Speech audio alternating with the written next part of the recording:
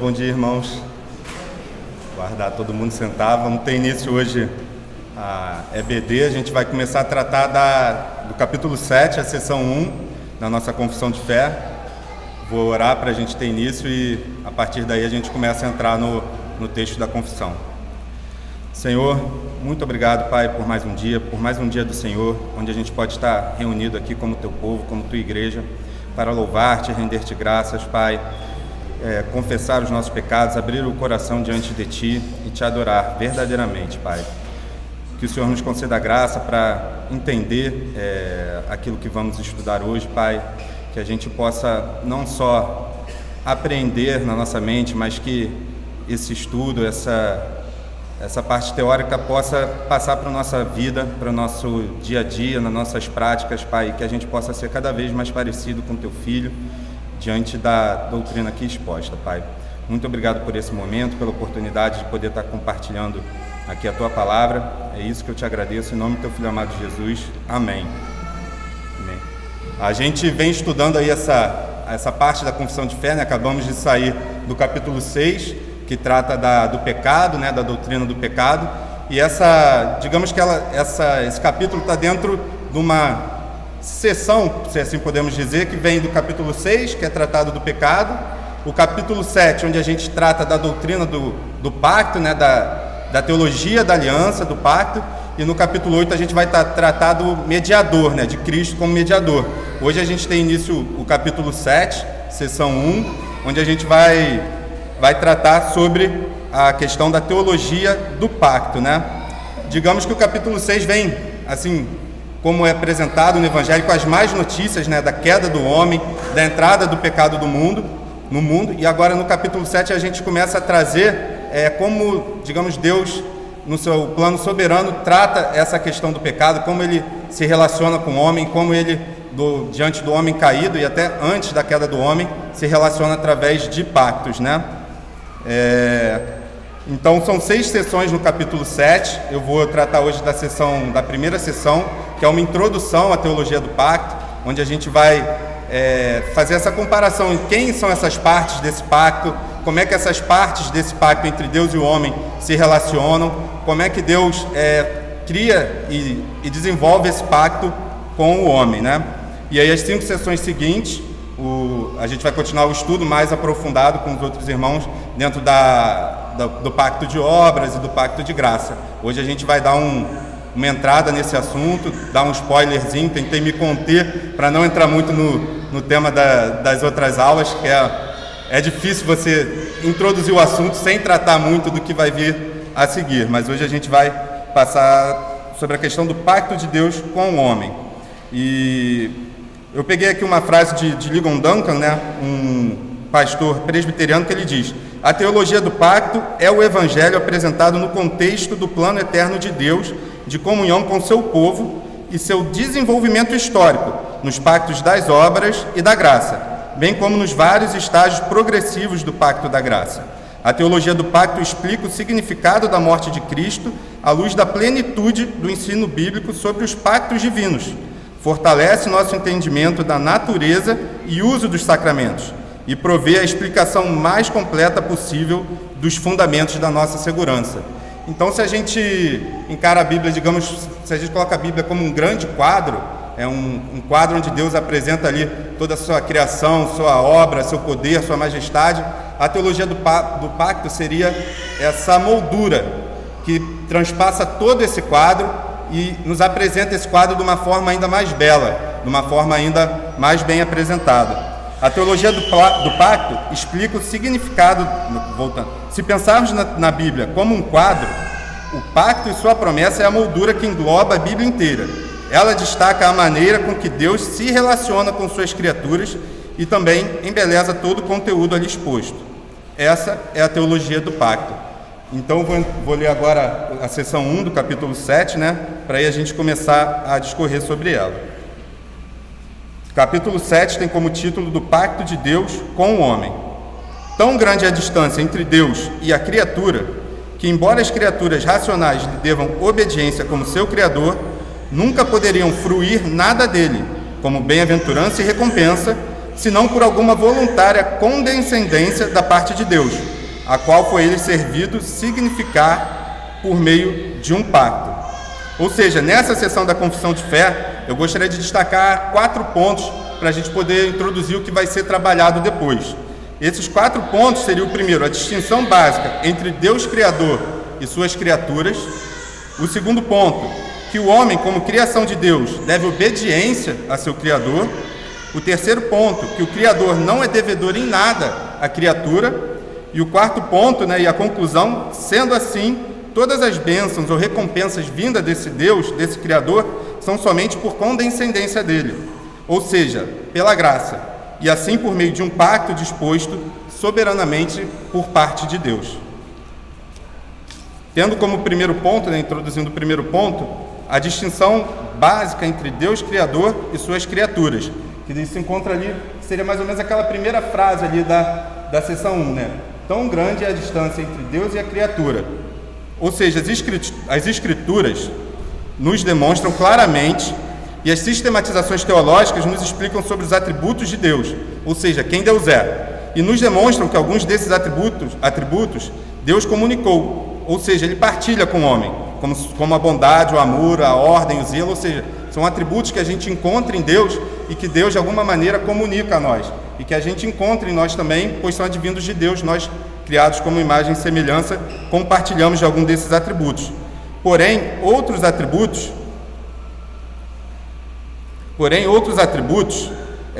Deus não comunicou, que são conhecidos como os atributos incomunicáveis, como basicamente onisciência, onipresença, onipotência. A gente, como criatura de Deus, a gente não compartilha desses atributos por parte de Deus. Ou seja, nesse capítulo 2, na seção 1, a gente tem essa explicação de quem Deus é, Como quando a gente tratou lá atrás do capítulo 2, a nossa confissão de fé nos dá essa explicação de quem Deus é e nos mostra que, apesar da gente ser criado à imagem e semelhança de Deus, há uma distinção, um espaço muito grande entre o Deus Criador e sua criatura, mesmo antes da queda. No capítulo 2, seção 1, diz que há um só Deus vivo e verdadeiro, o qual é infinito em seu ser e perfeições. Ele é um espírito puríssimo, invisível, sem corpo, membros ou paixões. É imutável, imenso e eterno, incompreensível, onipotente, onisciente e santíssimo, completamente livre e absoluto, fazendo tudo para a sua própria glória e segundo o conselho da sua própria vontade, que é reta e imutável. É cheio de amor e gracioso, misericordioso, longânimo, muito bondoso e verdadeiro, remunerador dos que o buscam e, contudo, justíssimo e terrível em seus juízos, pois odeia todo pecado. De modo algum terá por inocente culpado. Ou seja, você vê que por essa essência de Deus, Deus está totalmente à parte do homem. Deus é um ser santo, soberano, e que, apesar de partilhar alguns atributos dele conosco, ele é um ser totalmente à parte. E a gente vê isso num dos textos básicos que é utilizado para essa seção do capítulo, que é em Salmo 113, 5, se alguém puder ler, por favor. Salmo 113, versículo 5. Quem há semelhante ao Senhor, nosso Deus, e cujo trono está nas alturas? Então, a gente vai ler depois, agora vamos ficar só no 5, depois a gente vai trazer o 6, mas no versículo 5 nos mostra um Deus que é outro em relação ao homem, devido à sua justiça e santidade, que não há ninguém que se assemelhe a ele, nenhuma criatura, nenhum outro Deus, nada que se assemelhe a esse Deus Criador, esse Deus que é apresentado no capítulo 2 da nossa confissão de fé, e esse Deus que tem essa distinção com as suas criaturas. Se alguém puder ler também Jó 9, 32 e 33.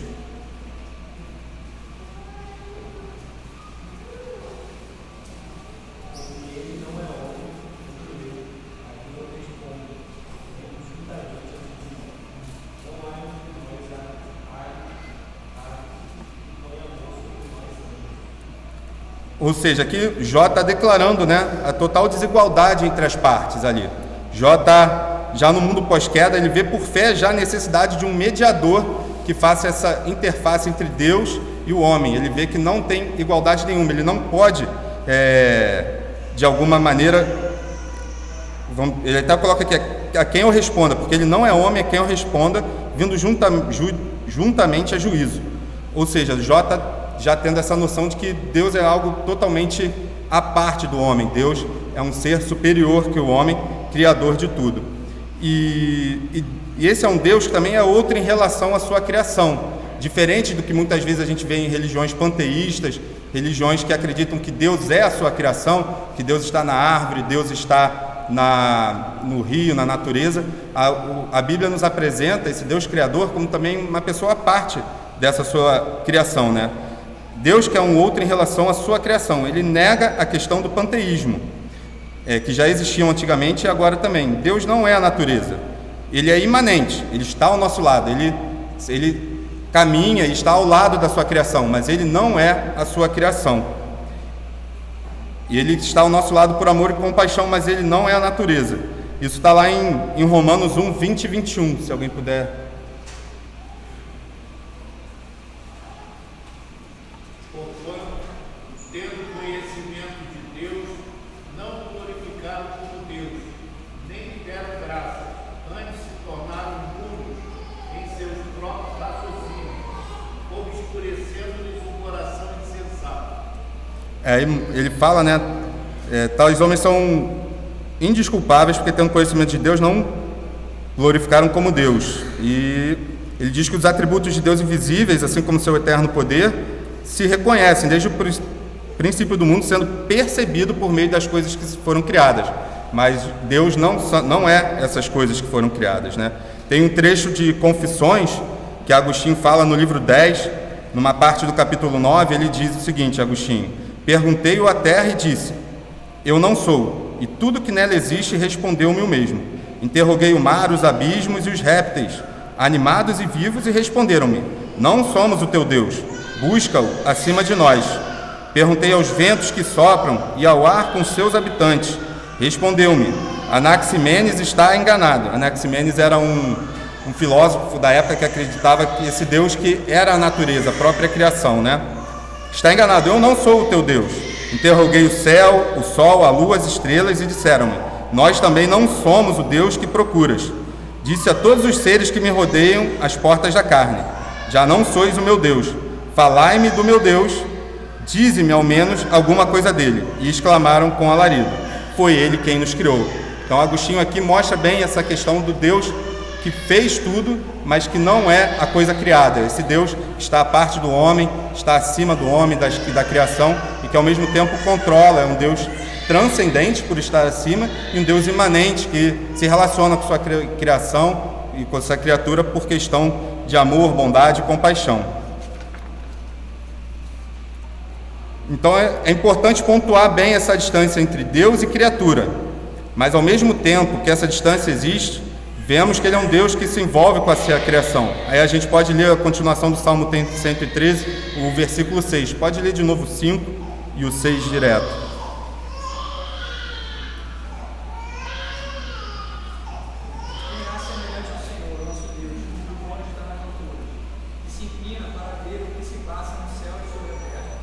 Então, essa continuação do Salmo 113, capítulo 5, nos mostra que não há ninguém igual ao Senhor, cujo trono está nas alturas, mas ao mesmo tempo esse Deus, que tem o trono nas alturas, ele se inclina para ver o que se passa no céu e sobre a terra. Ele é um Deus transcendente, que está para além de nós, por seus atributos incomunicáveis, mas também é um Deus imanente, que se envolve, se importa, está ao lado de sua criação, por amor, misericórdia e compaixão. E essas duas questões de Deus, o Deus imanente e o Deus transcendente, ficam bem visíveis ali na questão de Cristo, né? Que é 100% homem, ao mesmo tempo 100% Deus. É um Deus que vem e quer, se compadece da sua criação, que está ali, quer se colocar ao lado da sua criação para que assim possa cumprir o seu pacto, né? Esse seria o ponto 1, que seria essa distância, né? É importante demonstrar essa distância entre Deus e o homem, para quando a gente chegar na questão do pacto, a gente entender por que Deus desenvolve o pacto de uma certa maneira, por que Deus é ao mesmo tempo aquele que é o fiador, digamos assim, do pacto, aquele que vai arcar com as consequências, mesmo ele sendo soberano, aquele que propõe o pacto. Ele coloca as consequências para o homem, mas no fim ele mesmo, por ser o único que pode arcar com aquelas consequências, ele vem como homem e é o fiador. E o segundo ponto que está ali, que que eu separei, que está ali nessa parte ali, ó. Embora as criaturas racionais lhe devam obediência como seu Criador. Esse segundo ponto, que é o homem, como a criação de Deus, ele deve obediência ao Criador. Ou seja, o homem, quando foi criado, lá em Adão, ele é um homem que deveria ter essa obediência perfeita no pacto de obras, que a gente vai tratar na segunda sessão. Eu vou ler um trecho aqui do Rod, né, quando ele faz o comentário sobre essa sessão do capítulo 7. Ele diz que o dever de uma criatura inteligente, ele deve ao seu Criador, é inalienável e necessariamente procede da obrigação absoluta e imperativa, que é da essência de tudo o que é moralmente certo, que exerce autoridade sobre a vontade, mas que não recebe dela autoridade, e da relação de dependência e obrigação envolvidos no próprio fato do ser criado. Para ser um agente criado, inteligente e moral, é preciso estar sob toda obrigação de obediência à vontade e de viver para a glória do proprietário e governante absoluto. Se alguém puder abrir lá em Lucas 17:10. Lucas 17:10.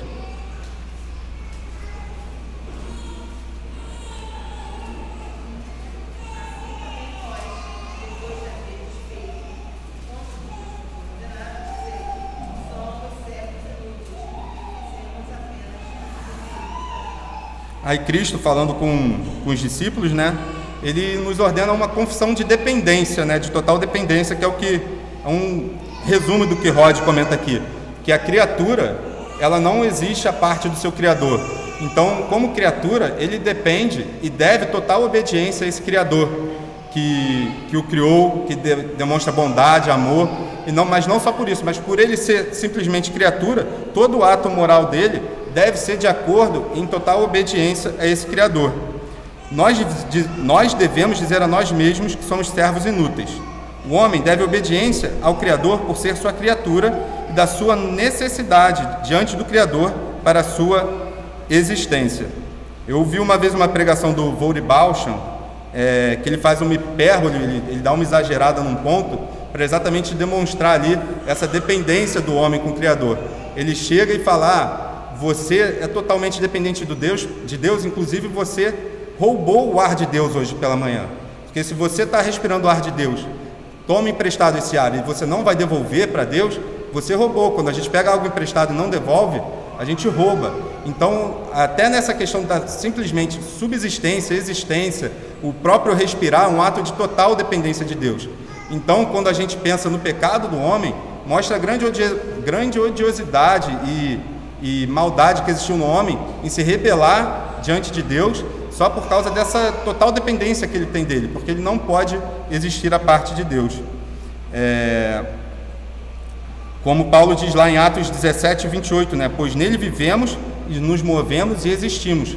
Ou seja, a parte de Deus a gente não tem nem existência. Então, só pelo simples fato da existência, as criaturas racionais lhe devem obediência como seu Criador. Nesse ponto, podemos ver na prática a odiosidade do pecado. Com a desobediência de Adão, de certa forma, Adão, de certa forma, não só abraça o pecado, mas ainda pior, ele nega sua condição de criatura criada. Ou seja, com a desobediência, Adão, de certa forma, ele está querendo dizer para Deus que ele tem existência à parte de Deus. Ele fala: não preciso de estar ali debaixo da sua soberania para existir. É algo totalmente um desafio à parte do Deus Criador. Ele coloca ali realmente tomando para si toda a questão de dependência, de independência, né? De não depender mais de Deus. Ele, de certa forma, se considera independente da lei de Deus. Enquanto Deus nos fala que sem mim nada podeis fazer, lá em João 15:5, o homem responde como Nabucodonosor em Daniel 4:30: eu edifiquei com meu grandioso poder para a glória da minha majestade. Ou seja, aqui o homem, quando foi criado e cai nesse pecado da desobediência, o homem está se rebelando totalmente, né, ao seu Criador, querendo ter uma existência à parte desse Criador, como se ele mesmo pudesse subsistir em si mesmo. Tem um trecho do livro do Cornelius Von Til, né, que é o pastor presbiteriano. Ele diz o seguinte: todos os homens se reconhecem como criaturas de Deus, violadores da lei, no fundo, sabem que seus sistemas, de acordo com os quais Deus não pode existir, são racionalizações para buscar suprimir o fato de sua responsabilidade como criatura de Deus. Ou seja, o homem como criatura de Deus, ele tem essa responsabilidade de obediência total a Deus. Ele, como simplesmente por ter a existência dada por Deus, ele necessita obedecer a Deus. E quando o homem se furta a isso, ele cria dentro da sua mente seus ídolos, seus outros deuses, e nega a existência de Deus, ele está querendo se colocar não mais como criatura de Deus. Apesar de a gente saber que isso não é possível, ele está querendo se colocar como independente de Deus. Ele tenta matar a Deus no seu coração, né? Desculpa. E aí entra o terceiro ponto, né? Que apesar desse homem desobedecer a Deus, esse homem que depende de Deus e ainda assim pecar e desobedecer a Deus, a gente vai para o terceiro ponto, que é o que o Criador não é devedor em nada à criatura. Ou seja, Deus criou o homem, deu a existência, demonstra bondade, demonstra amor, compaixão, condescendência desde Adão. O homem peca e ainda assim Deus demonstra de novo, sendo fiador dos pactos de graça, do pacto de obras. E Deus, mesmo fazendo tudo isso, ele em nada é devedor da criatura. Se alguém puder abrir em Atos 17, 24, 25...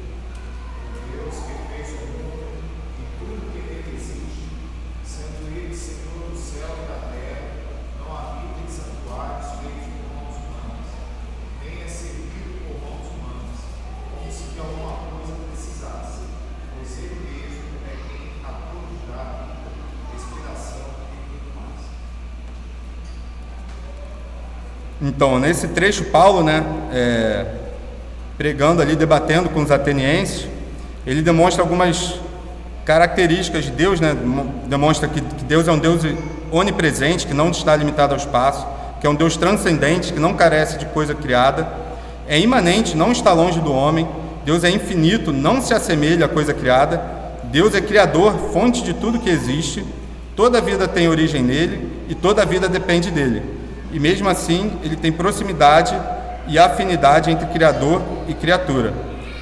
Quando a gente leu lá em Lucas 17:10, que a gente deve se colocar como servos inúteis, nós devemos dizer a nós mesmos que somos servos inúteis, porque Deus não nos deve nada. A nossa obediência a Deus e a condescendência de Deus da nossa parte não torna ele devedor. Mesmo Adão, quando Deus faz o pacto de obras com Adão, e de certa forma coloca regras e coloca condições e diz que se Adão pecasse ele cairia, e implicitamente diz que se Adão não pecasse teria vida. Deus ali não se coloca como devedor de Adão. Deus ali se coloca como bondade, como amor e como alguém que vai dar algo para Adão independente do que Adão faça. No sentido que, mesmo que Adão cumprisse, Adão não poderia exigir de Deus: eu cumpri toda a sua regra, então agora você me dá isso. Deus o faz por pura bondade, por pura compaixão à sua criatura.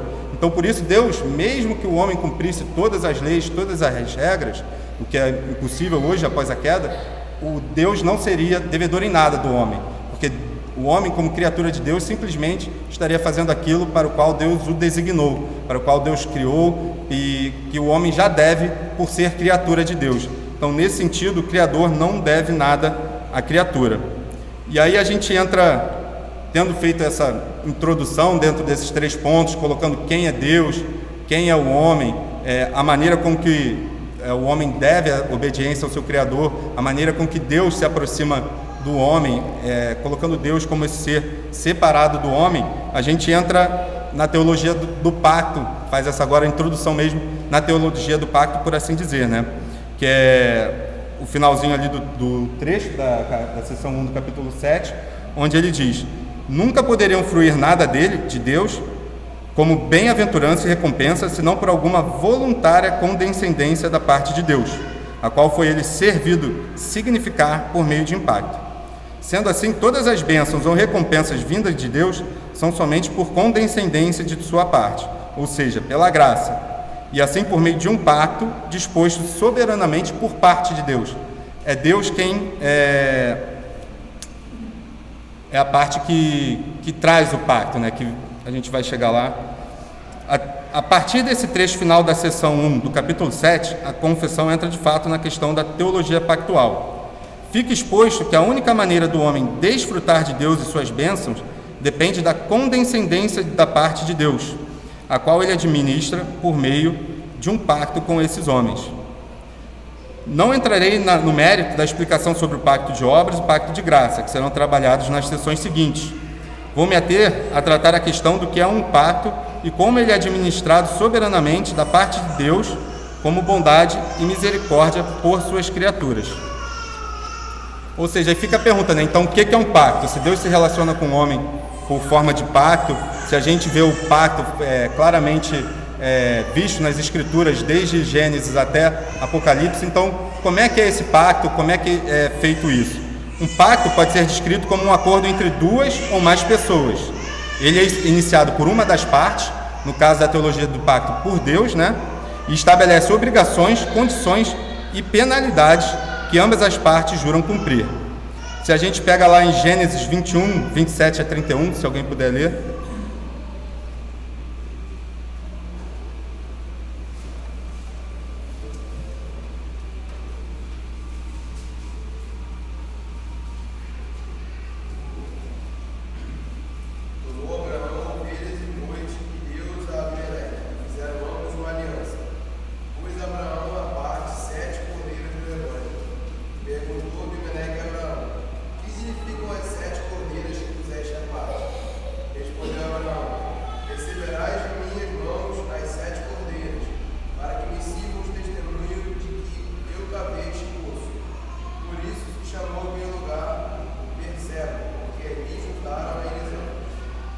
Havia uma disputa entre Abraão e Abimeleque por um poço que Abraão dizia ter cavado, e aí eles fazem um pacto ali por aquele poço. Abraão propõe um pacto com Abimeleque nessa disputa desse poço. Abraão estabelece, né, as condições, de certa forma as penalidades, e estabelece esse pacto com Abimeleque.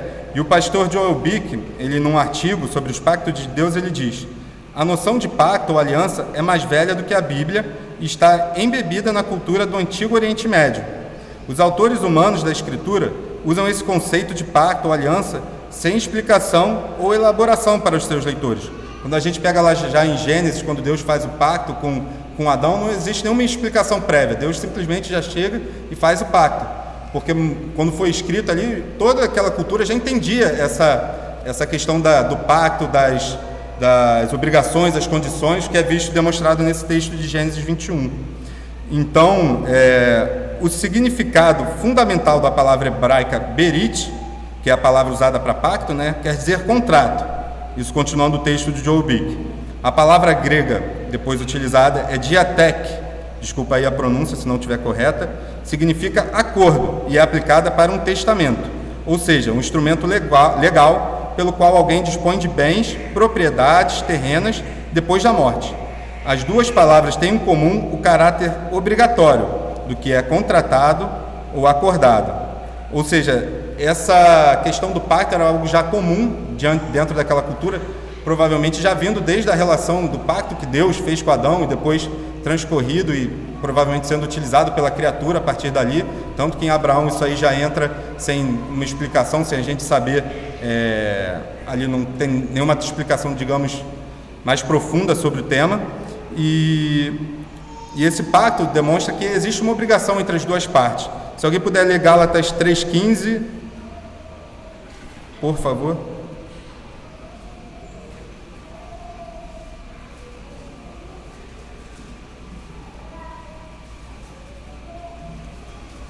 Irmãos, falo como homem, ainda que uma aliança seja meramente humana, uma vez ratificada, ninguém a revoga ou lhe acrescenta alguma coisa.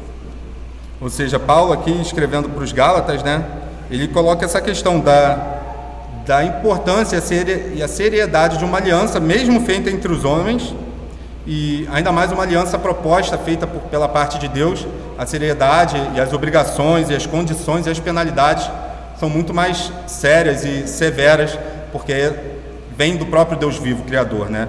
Então, você vê que mesmo entre os homens, quando você vê lá Abimeleque com Abraão, quando você vê Paulo falando aqui aos Gálatas, existe essa seriedade das alianças, dos pactos, Por isso que o ser humano, até no casamento, essa seriedade do pacto que é feito ali no altar diante de Deus. Tem uma frase que eu gosto muito que diz que não é o amor que sustenta a aliança, que sustenta o casamento, e sim a aliança feita naquele dia diante de Deus com a outra pessoa é que sustenta o casamento. E isso a gente vê transcorrendo por toda a Bíblia, da parte de Deus para conosco, né? O quão seriamente Deus leva a cabo aquela aliança que ele fez conosco, aquela aliança que foi feita com cabeça federal, que era Adão, e depois onde ele mesmo toma parte, né, já como plano original em Cristo, que ele vem e ali se coloca como fiador dessa aliança, né? Promessas precisam ser cumpridas e obrigações precisam ser realizadas, não importa o que aconteça. As alianças de Deus são contratos entre ele e seu povo, definindo seu relacionamento com ele. Existem duas partes. Primeiro, o que Deus promete fazer por eles, por nós, e segundo, o que eles são obrigados a fazer em resposta. Isso aí é Joel Bick finalizando esse trecho que ele comenta sobre as alianças, né? Então, mas aí quando a gente fala em aliança e a gente coloca diante dos termos que a gente conhece humanamente, né, como Paulo fala aqui, da aliança humana, da aliança que a gente tem no casamento, ou alianças que a gente faz, pode haver um perigo aí ao utilizar essa linguagem, né? Pois pode sugerir que Deus e o homem estão como partes iguais no arranjo de tal fato, né, de tal contrato. E por isso que foi importante a gente tratar antes, e também por isso, ao fazer a confissão de fé, é colocado logo ali no começo que essa distância entre Deus e o homem, né, para demonstrar que apesar de Deus ter proposto essa aliança, não é uma aliança entre iguais, né, como se uma parte estivesse de acordo com os termos impostos soberanamente pela outra parte, ou seja, como se o homem pudesse de alguma forma negociar com Deus e falar, não, tudo bem, você fala isso sobre a aliança, mas então eu quero isso, eu quero aquilo. Não existe, como foi com Abimeleque e Abraão ali, de certa forma, uma negociação. Da parte de Deus, essa aliança vem soberanamente da forma dele. Não é uma aliança entre iguais. A verdade, porém, como fica claro nesta primeira seção do capítulo 7 da nossa confissão, é que a distância entre Deus e a criatura é tão grande que não é possível pensar dessa maneira. E isso, como veremos nas sessões seguintes, é verdadeiro tanto para o pacto de obras de Deus com Adão, como para o pacto da graça. De certo modo, até o pacto de obras, de certa maneira, era em essência uma questão de graça, pois Adão não tinha nenhuma reivindicação sobre as bênçãos que Deus daria. Elas seriam por voluntária condescendência da parte de Deus. Ou seja, aquele pacto que é proposto por Deus, de total obediência de Adão, Adão não tinha esse poder de barganha. Era algo voluntário de Deus, era condescendente de Deus, simplesmente pelo seu afeto, seu amor pela criação. Em Jó 35:7, se alguém puder ler, por favor. Se é injusto, que lhe dai, o que recebeis da tua mão? Jó aqui está, nesse capítulo, agora eu não anotei aqui, não lembro se é Jó que está arguindo ou algum dos amigos, mas a questão é que é levantada essa questão, né? Se é justo, falando para Deus, se você é justo, o que você pode dar para Deus? Ou o que Deus pode receber da sua mão? O que a gente pode entregar para Deus? Muitas vezes, eu dei durante algum tempo dei aula em EBD para jovens adolescentes e pré-adolescentes, e muitas vezes eu levantava essa questão, tá bom, o que vocês podem dar de volta para Deus? Falando sobre a questão do pacto, sobre a questão... Muitas vezes a gente ouve aquela resposta padrão, Deus quer o meu coração de volta, Deus precisa do meu coração. Mas não, Deus já é o Deus soberano disso tudo. A gente não tem nada que possa dar em retorno para Deus. É um pacto soberano que vem de cima para baixo, de Deus para conosco, pela sua condescendência e amor. Ou seja, a gente aceita as condições desse pacto que a gente não tem como negociar, porque a gente não tem nada o que dar de volta para Deus. E como já vimos, mesmo que um homem pudesse dizer que cumpriu toda a vontade de Deus, ele ainda assim teria de declarar, como está em Lucas 17:10, somos servos inúteis, porque fizemos apenas o que deveríamos fazer. Ou seja, o homem necessita da voluntária condescendência de Deus. Não é um acordo entre iguais. E nossa confissão de fé faz questão de esclarecer que não há um pacto entre iguais. Ela, porém, reforça que essa distância entre criatura e criador e reconhece que todos os pactos de Deus com o homem são soberanos e graciosos da sua parte.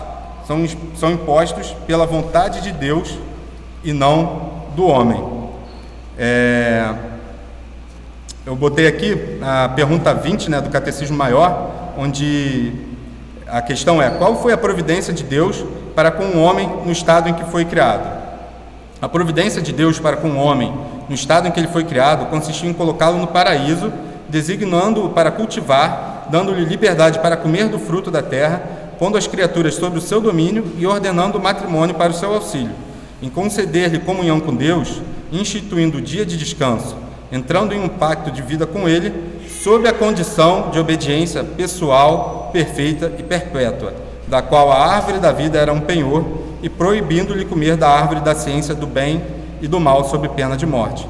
Ou seja, aqui essa pergunta mostra claramente, é colocado claramente que a condição é imposta de Deus, é uma condição imposta de cima, que ele deve obedecer essa obediência perfeita e perpétua, ou seja, que o homem deveria obedecer simplesmente porque Deus assim o ordenou.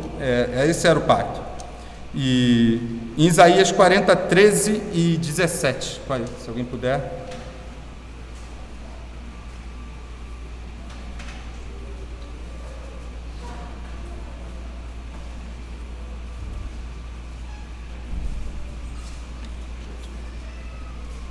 Isaías capítulo 40, do versículo 13 ao 17.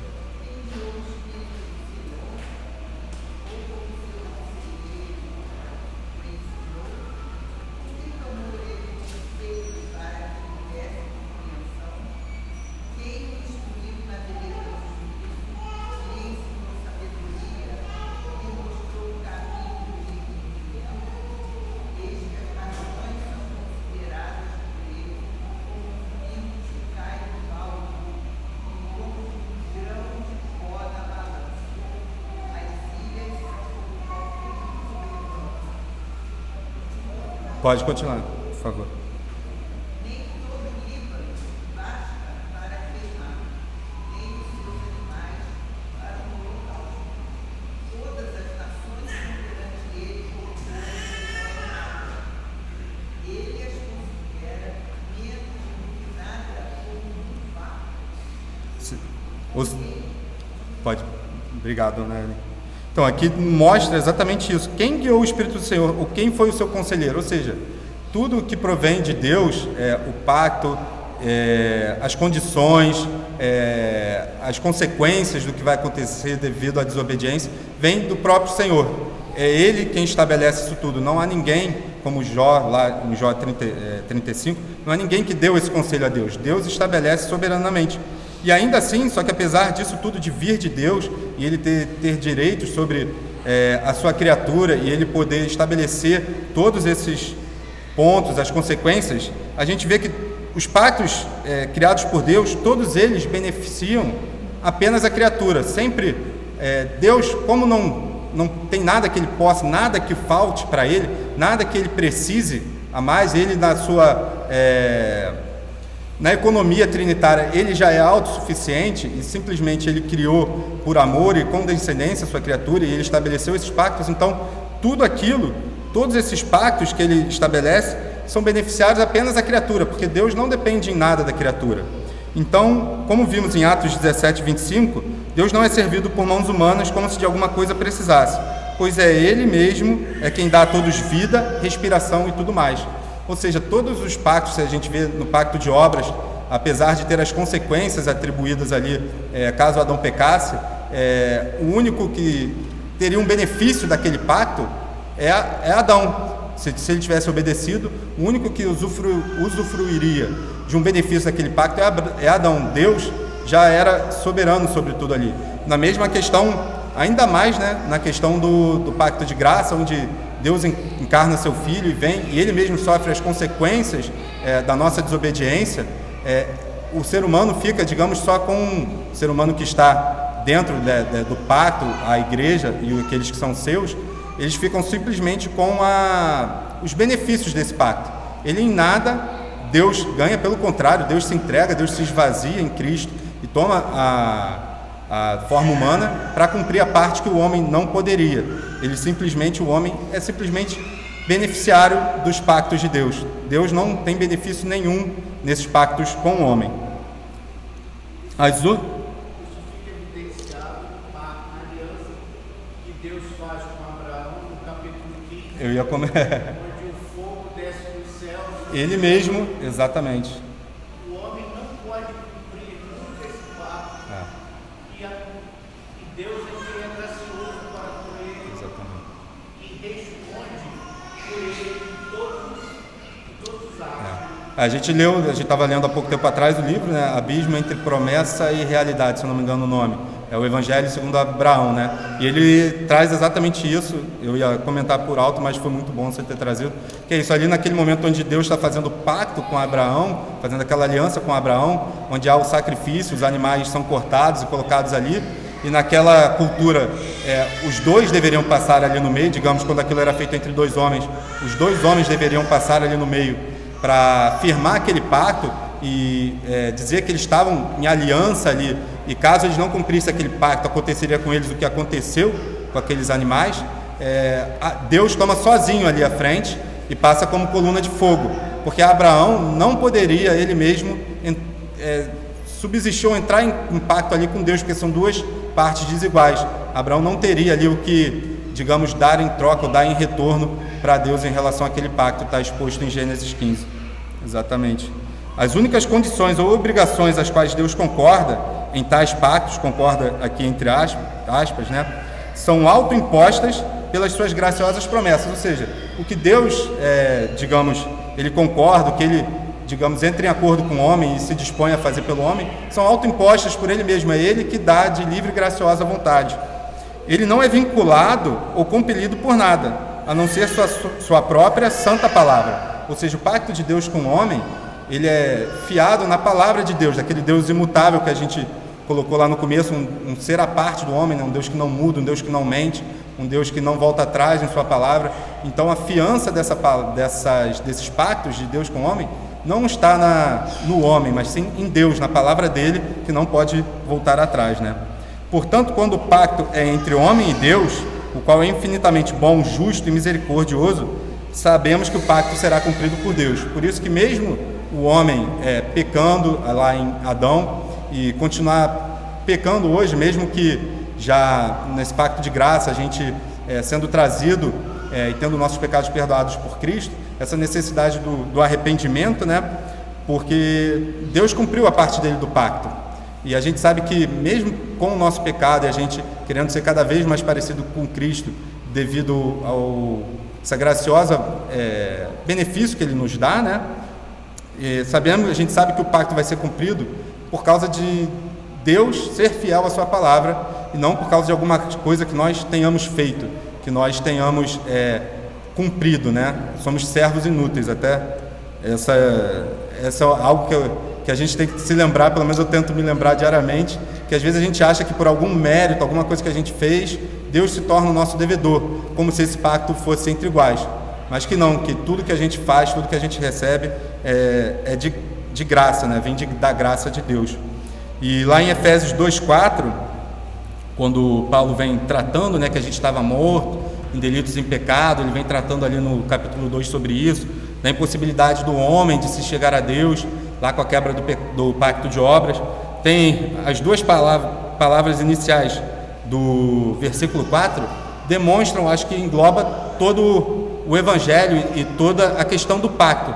Porque quando ele chega lá em Efésios 2:4, as duas primeiras palavras desse versículo são mais Deus, ou seja, não é do homem, veio de Deus, é soberania de Deus, é condescendência de Deus para com as suas criaturas, ou seja, mais Deus, sendo rico em misericórdia, por causa do grande amor com que nos amou. Ou seja, o ser humano não tem como entrar nesse pacto por vontade própria, ou por ter algum poder para isso, ou achar que está entrando de maneira igual com Deus nesse pacto, mas por simples condescendência de Deus. É Deus quem se chega, é Deus quem estabelece as condições, e mesmo o homem não cumprindo as condições, que seriam totalmente benéficas a ele, Deus vem com sua graciosa, com sua graça, com seu amor, e ele mesmo cumpre a penalidade que caberia ao homem cumprir. Então, o que a gente vai ver a seguir aí nas próximas sessões, né, que vão continuar nos próximos domingos, nos próximos domingos, é a condescendência de Deus exposta através dos pactos que ele fez com o seu povo para demonstrar o seu amor por eles e para trazê-los de volta à comunhão com ele. Então, essa seção 1, como a gente pôde observar, ele estabelece exatamente os pontos principais para que a gente possa entender, a partir daí, os pactos que Deus faz com a humanidade. O pacto de obras, o pacto de graça, os outros pactos que a gente vai ver sendo feitos de Deus com pessoas específicas, mas que estão dentro desse pacto de graça, com Noé, com Davi, com Abraão, que fazem parte desse grande pacto que vai transpassar a Bíblia toda do começo ao fim e que é o fio condutor, né, da palavra de Deus e que moldura todo o Evangelho e a nossa compreensão sobre quem esse Deus é. Eu vou orar para terminar. E é isso. Senhor, Pai amado, Pai querido, muito obrigado pela Tua bondade, pela Tua condescendência para com as Suas criaturas, Pai. Muito obrigado pela Tua longanimidade, pela Tua paciência, que mesmo diante da nossa infidelidade, Senhor, o Senhor foi fiel ao Seu pacto, foi fiel à Sua promessa, foi fiel à Sua palavra, Pai. Muito obrigado pelo Seu Filho, Jesus, que veio e sofreu o castigo que nós deveríamos receber, Pai. Muito obrigado por ser fiador do Seu próprio pacto, Pai, e de manter a Sua promessa a nós. Que a gente possa, dessa maneira, entender esse ensinamento, não só de maneira intelectual, mas da maneira de que isso possa transformar a nossa vida e nos traga humildade para sempre que nos aproximarmos de Ti, sabermos que sem a Tua graça nada podemos fazer, que somos servos inúteis e que dependemos de Ti para tudo, Pai. Que a gente em nenhum momento enche o nosso coração de vaidade ou de autovaloração, né? Que a gente não se sinta superior àquilo que nós somos e que possamos saber quem nós somos, principalmente quando expostos a quem Cristo é. E que a gente possa cada vez mais, devido à atuação do Teu Santo Espírito em nós, Pai, parecer com Cristo, para que a gente possa refletir a Sua glória por onde nós andarmos e sermos embaixadores Teus por onde caminharmos, Pai. Que a gente possa glorificar o Teu nome nos nossos casamentos, nas nossas relações de amizade, com os nossos filhos, no nosso trabalho, Pai, para a honra e glória do nome do Teu Filho Jesus. É isso que Te agradecemos. Amém.